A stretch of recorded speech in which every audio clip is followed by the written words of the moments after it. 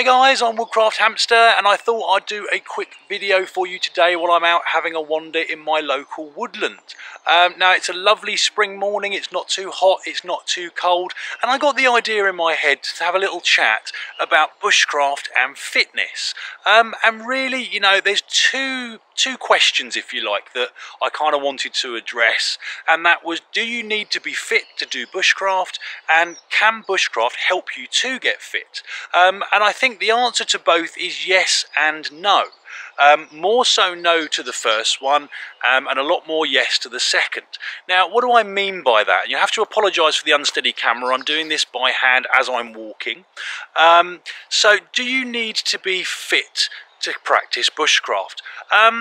I don't think so. It depends what type of bushcraft you want to do, and really it comes down to, in my mind, you know, how much fitness do you need? Well, my first question would be, can you walk?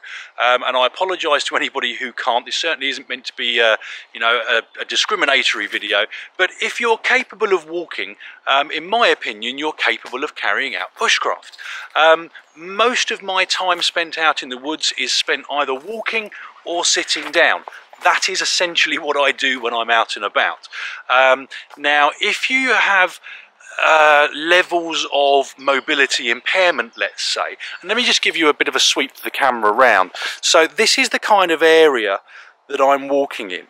You know, it's not paved, obviously. It's fairly unsteady.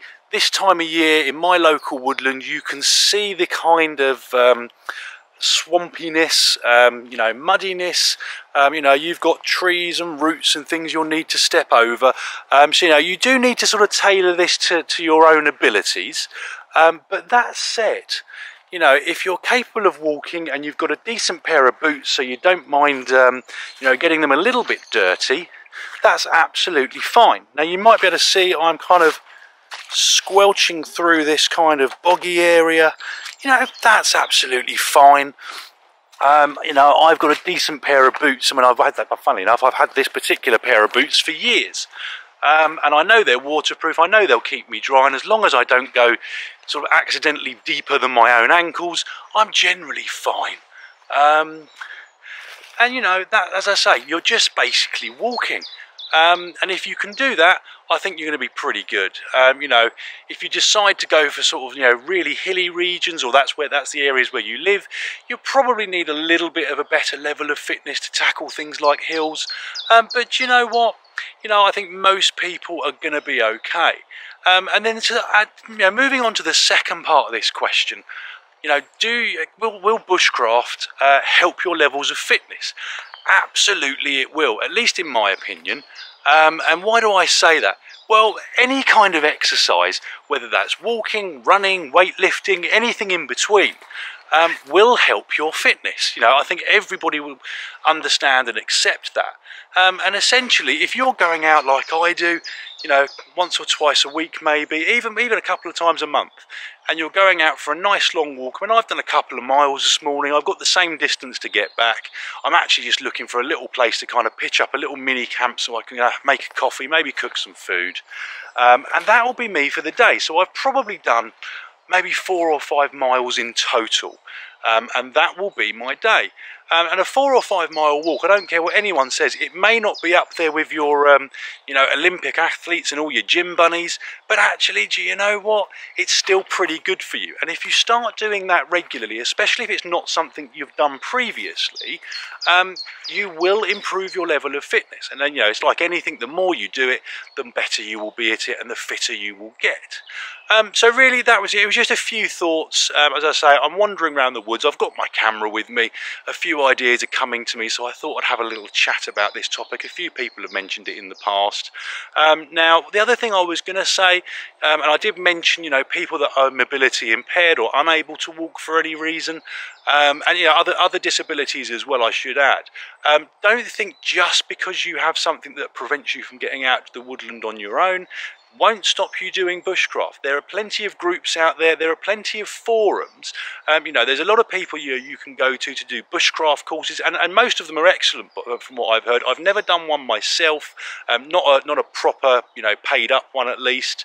But you know, I know a lot of people who have, and they swear by them. So you know, those are options, but they can be quite expensive. What I was going to suggest is actually you can go onto web forums. There's a lot of bushcraft forums out there here in the UK and elsewhere in the world.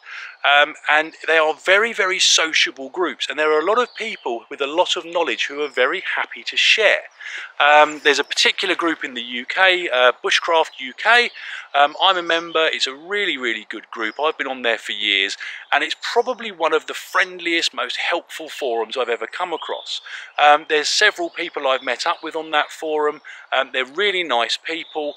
They do regular bushcraft meets, and I'm pretty sure, and although I've never come across it directly myself because I haven't had a reason to, I'm pretty sure if people were to express their interest, you know, there are plenty of sites that have got things like wheelchair access or easier access for people that are mobility impaired. And you know, all I would say is get out there and ask the question. If it's something you want to try out, I'm pretty sure you'll find someone in the local area who'll be willing to help you out, you know, show you, even if you're practicing in your back garden. You know, it's that kind of thing. You can do it almost anywhere, and I appreciate there's something a bit quintessential about coming out to woodland like, or maybe not woodland like this that's a bit particularly boggy, but coming out to the woodland and practicing your bushcraft there. And I suspect that for most people, you know, people get put off. Think, oh, you know, I don't know what I'm doing, or I don't want to go out by myself. You know, start talking to people, get on some of the forums, have a chat, and I almost guarantee you will find someone who will be willing to sort of take you out to an area, you know, and at least give you a bit of a grounding, show you some of the basics, see if it's something you're going to like. Anyway, I've come off on a bit of a tangent really, but basically, yes, you don't need to be hugely fit to do bushcraft, and if you want to go out and start doing lots of nice long walks, stopping along the way, which is what I often do, brew yourself a coffee, carve a little spoon, do whatever you like. But basically, you know, by doing that, getting outdoors, getting out in the fresh air and walking, you will absolutely 100% improve your fitness. You may not be running in the Olympics anytime soon, but it will certainly is better than doing nothing or sitting around on the sofa at home. So anyway, guys, I've rambled on for long enough. I hope it was useful, and I hope it was something to think about. You know, as I say, I'm not the fittest guy in the world. I don't think I've stepped foot in the gym since, it's got to be 7 or 8 months now, and I've got no real intentions on going back anytime soon. But I do come out and do this quite often. So in terms of my cardio stamina, you know, I know that I can do 7-8 mile walk with maybe a couple of little rests in between, no problem. If you asked me to run a mile, I'd probably fall over, truth be told, but that's not what I'm doing. That's not what interests me. So anyway, guys, like I say, hope it was useful. Comments and questions in the box below. Hit like and subscribe if you'd like to see more, and I hope you'll all join me next time. Cheers, guys.